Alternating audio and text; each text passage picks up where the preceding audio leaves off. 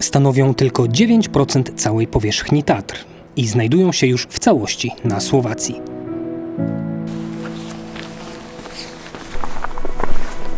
Tatry kojarzycie na pewno. Te zachodnie, bardziej łagodne, z kasprowym wierchem na czele i te wysokie, z rysami, orlą percią czy świnicą. Tatry mają jednak jeszcze trzecią, tę najmniejszą właśnie część. Cześć, z tej strony Mateusz i dzisiaj wybrałem się na wycieczkę w Tatry Bielskie. W tym małym paśmie nie wolno wejść na szczyt.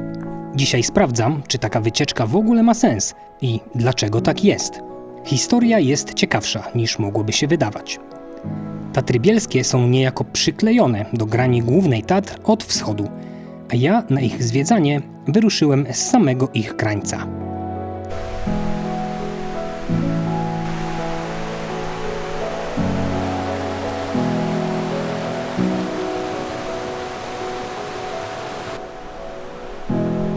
Na razie cisza i spokój. Maszeruję taką szeroką, asfaltową drogą, więc i zgubić się trudno, i dystans pokonuje się sprawnie. Powoli pokazują się też jakieś widoki. Wystartowałem dzisiaj z Jaworzyny Tatrzańskiej, już po stronie słowackiej oczywiście. Jest tam kilka małych, płatnych parkingów. No i dzisiaj myśliłem te Tatry Bielskie tak trochę poza głównym tatrzańskim nurtem, czyli ani nie zachodnie, ani nie wysokie. Robi się coraz ładniej, bo powoli pokazują się jakieś wierzchołki. Tutaj jest Murań, a w tle widzę, że już słońce powoli oświetla promieniami odległe szczyty, więc robi się naprawdę ładnie. Plan był prosty, bo przez większą część dnia prowadzić mnie miały oznaczenia niebieskie. Przez dolinę o ciekawej nazwie miałem dotrzeć na przełęcz pod Kopą, a następnie nieodległą szeroką przełęcz bielską. Według map czekało mnie około 20 km niezbyt trudnego marszu. Na początku może nawet zbyt łatwego.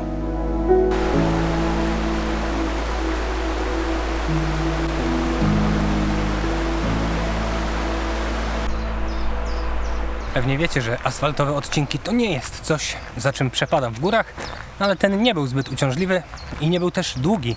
Może 20 minut, 20 kilka. I w taki sposób dotarłem do bardzo ładnego miejsca, czyli polany pod Muraniem. No, przestrzeń naprawdę robi wrażenie. Murań oczywiście od razu widać, ale też w oddali piętrzą się szczyty. Jest tu podpisana panorama. Lodowy szczyt raczej łatwo rozpoznać, bo to ten najbardziej dominujący krajobraz, ale jest ich tutaj też więcej. No, zapowiada się bardzo ładna wycieczka. Murań to pierwszy od zachodu wybitny wierzchołek ciągnącej się na długości 15 km grani Tatr Bielskich. Tak, tej, na której nie wolno oficjalnie wejść na żaden szczyt. Niektórzy dopatrują się w nim różnych figur czy zwierząt, ale ja chyba jeszcze nie byłem wystarczająco odwodniony. Na tym etapie wycieczki szlak prowadził nieznacznie wspinającą się wyżej drogą, więc okazji do rozmyślań było sporo. Dlaczego więc Tatry Bielskie to jedyna część Tatr, w której żaden szlak nie prowadzi na szczyt? Odpowiedzi są dwie. Pierwsza, ta oczywista, to Park Narodowy i ochrona przyrody. Druga to czasy, w których ta decyzja zapadła i ona jest ciekawsza. Idę nieco ponad godzinę, a już trzecią wiatę spotykam, więc jest gdzie odpoczywać. Tyle, że póki co ten szlak jest raczej spacerowy. Tak nie ma się czym za bardzo męczyć. Wygodna też droga. Tak jednostajnie pnie się do góry.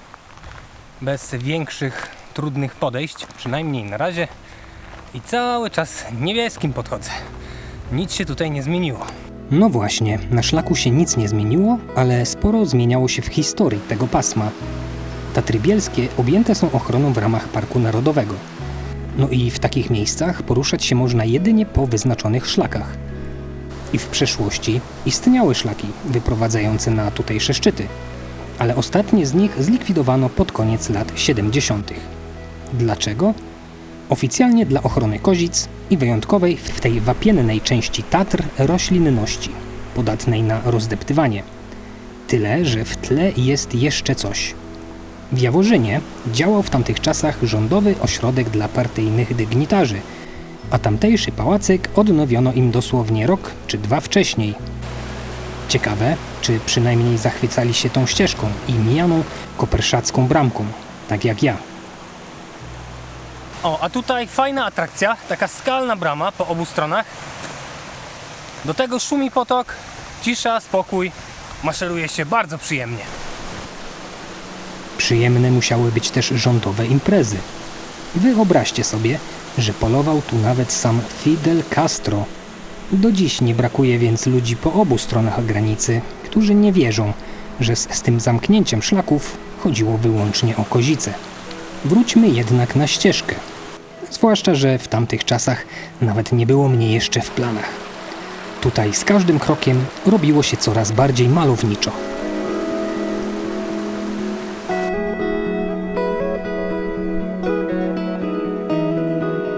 Wierzchołki drzew łapią już trochę słońca, więc może i niedługo tutaj do doliny zaglądnie. Doliny dosyć ciekawej, o ciekawej nazwie, bo po polsku to Dolina Zadnich Koperszadów. Słowacy mówią na tę dolinę Zadne Medodoly. Miedziodoły, być może tak to można przetłumaczyć, co już bardziej zdradza historię tej doliny, co tutaj tak naprawdę wydobywano. No a jest, powiem wam dzisiaj, ostatni dzień lipca, czyli środek wakacji, piątek i chyba dobrze wybrałem, tak poza głównym nurtem tatrzańskim, bo maszeruję sobie tutaj sam, na co nigdy nie narzekam. No i nikt nie musiał specjalnie dla mnie Tatr zamykać, co bywało tu pewną tradycją. Ponad 100 lat temu właściciel tych ziem próbował ogrodzić je nawet płotem. Zatrudnił strażników, tworząc swój prywatny zwierzyniec. A przecież historia tych dolin zaczęła się znacznie wcześniej i była historią zwykłej, ciężkiej pracy. Wspomniane Koperszady są pamiątką po słowie Kupferschechte, czyli szyby miedzi właśnie. Żyzne tereny wypasowe tej doliny były też świadkami sporów pasterzy o to, kto ma prawo do wypasu. Często kończyło się rękoczynami, a i zdarzały się przypadki śmiertelne, jak mój strach na widok króla lasu. Tym razem jednak w formie rzeźby. A tu jest coś, co nieczęsto można spotkać w górach, czyli niedźwiedzie, ale takie z drewna. Tam wcześniej jest ostrzeżenie na tabliczce po słowacku i po angielsku, żeby nikt zawału nie dostał wychodzący zza zakrętu. I są dwie kolejne wiaty.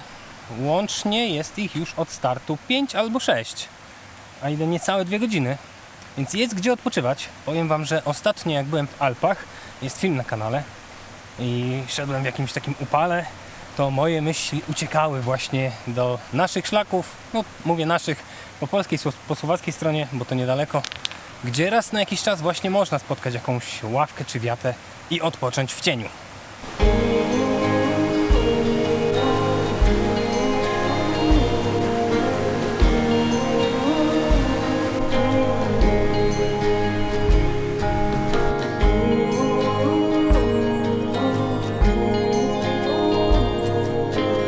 Jest nawet tabliczka z potwierdzeniem tej nazwy.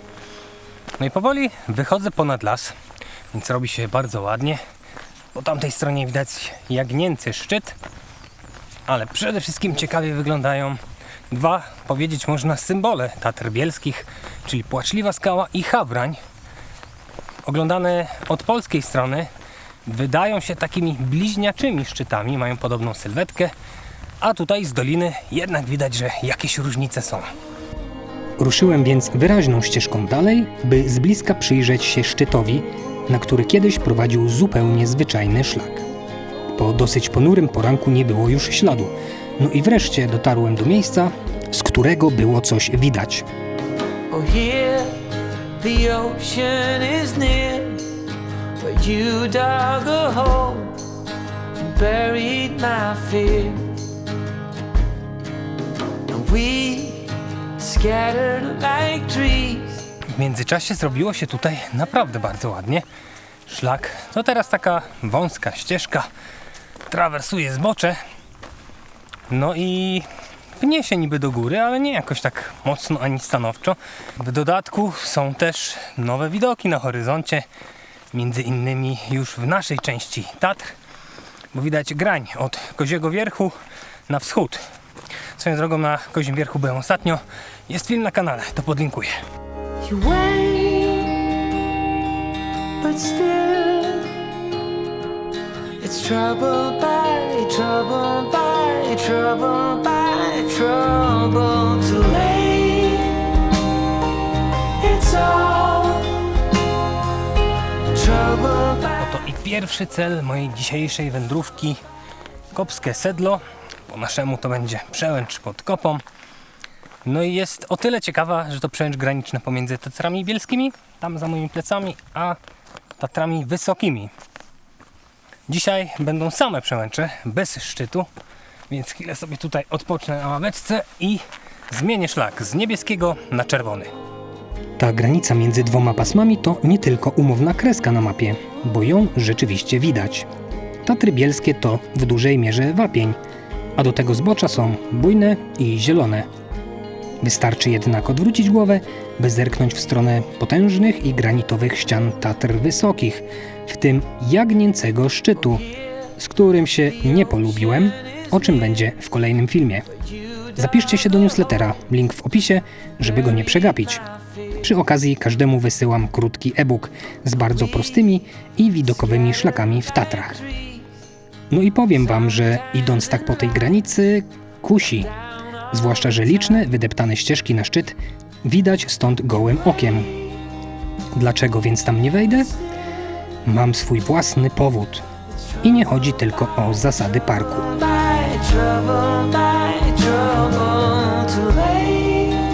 Zrobiło się tutaj na tym czerwonym szlaku rzeczywiście trochę bardziej stromo, ale za to bajkowo. Tam w dole widać dolinę przednich Koperszadów, czyli Predne Medodole, ale przede wszystkim wreszcie bardzo ładnie widać taką śmietankę tatrzańską. Kierzmarski szczyt, Łomnice z połyskującym budynkiem na szczycie i Durny szczyt, jedne z najwyższych szczytów tatrzańskich w ogóle.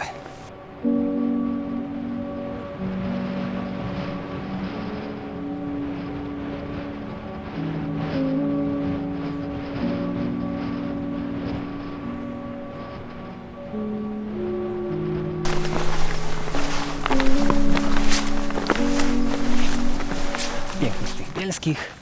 Jakieś 20 minut podejścia i jestem. To jest Wysne Kopskie Sedlo. Po naszemu chyba szalony przechód. I tam pięknie widać już Płaczliwą Skałę i Hawrań. Stąd już bardziej przypominają takie bliźniacze szczyty.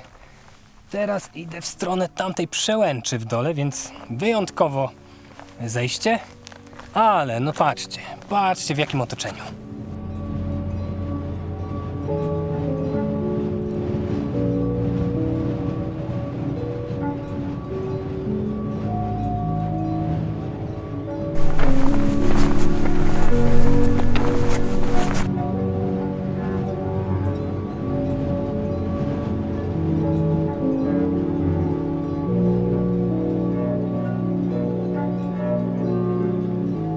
No patrzcie tylko, jaki ładny szlak. I ten trawers, którym schodzę, też przyjemny. Więc idę jeszcze kawałek niżej, bo widzę już tam taką połyskującą żółtą tabliczkę z nazwą przełęczy, prawdopodobnie do której zmierzam. I to będzie ostatni mój dzisiejszy cel.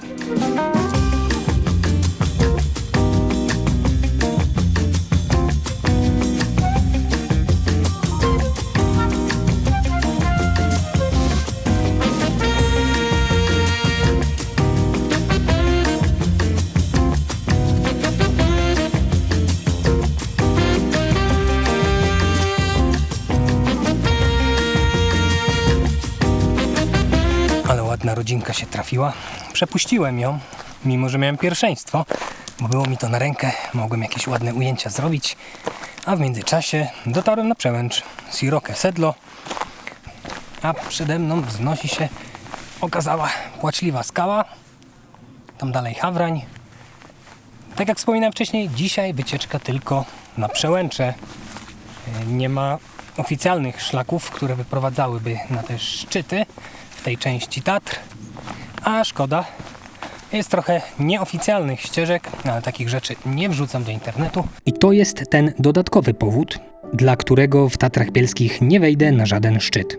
Park Narodowy i przyroda to jedno, natomiast cokolwiek dzisiaj nagram, zostanie w internecie dużo dłużej niż ja zostanę na tej przełęczy. I mimo, że mam oczywiście swoje turystyczne grzeszki na koncie, to wolałbym jednak być kojarzony jako ten gość, którego zachwyca przyroda, a nie ten, który dokłada się do wydeptywania kolejnych górskich autostrad.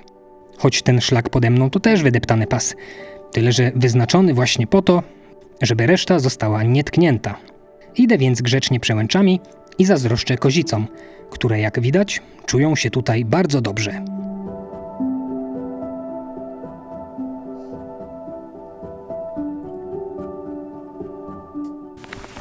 Idę posiedzieć, pooglądać, odpocznę.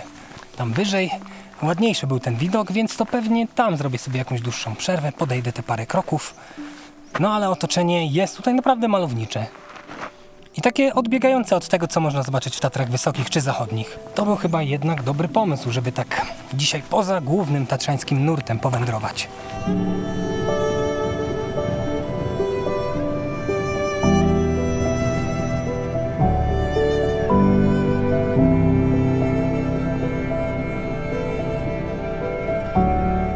O, 3 korony widać. Tak się rozsiadłem, żeby sobie właśnie odpocząć, pooglądać, co tam na horyzoncie się maluje. No i mimo zamglenia są widoczne. I rzeczywiście z Pienin bardzo dobrze widać Tatry Bielskie. I rzeczywiście wtedy, patrząc na Płaczliwą Skałę i Hawrań, można odnieść wrażenie, że to takie bliźniacze szczyty. No dobrze, pora wracać. Teraz pod górkę.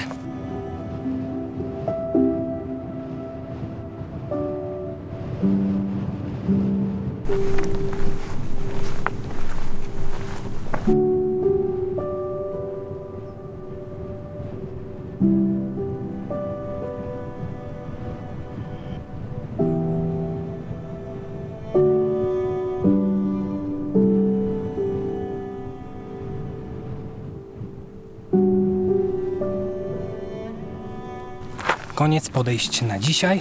Dotarłem ponownie na Wysnę Kopskie Sedlo. Najwyższy punkt całej mojej wycieczki. Nieco ponad 1900 metrów nad poziomem morza. No i widać stąd absolutnie wszystko. Każdy punkcik, który dzisiaj miałem okazję oglądać. Sporo się przez te wszystkie lata zmieniło, a chyba najbardziej ludzka motywacja. 100 lat temu zamykano te góry płotem dla kaprysu jedynego człowieka. Dziś to rzeczywisty azyl dla przyrody. Przynajmniej mam nadzieję, że o to właśnie chodzi. Szlak na szeroką przełęcz bielską ze Zdziaru otwarto w latach 90. Starania o udostępnienie ścieżki na Płaczliwą Skałę wracają tutaj regularnie. Trochę im kibicuję.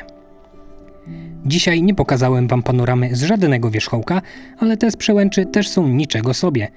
Może to taki paradoks i brak szlaku na szczyt sprawia, że jest tutaj zazwyczaj spokojnie niż w innych miejscach? W końcu sam do niedawna sądziłem, że wycieczka bez wierzchołka przypomina lizanie cukierka przez papierek. Niby blisko, ale jednak nie to samo. Ruszyłem w drogę powrotną, no i sami patrzcie. Kopskie Sedlo już za mną, więc pozostał mi w zasadzie ten odcinek zejściowy do Doliny Zadnich Koperszadów. I z tego co pamiętam z podejścia, to on jest taki dosyć przyjemny, bo ten teren, no nie odniosłem wrażenia, żeby wtedy wspinał się jakoś mocno, więc teraz też powinno się raczej tak łagodnie schodzić. Dookoła bardzo widokowo dalej. Nie wiem dlaczego pokazałem wam tę stronę. Więc nacieszę jeszcze oczy, nim na dobre zniknę w lesie.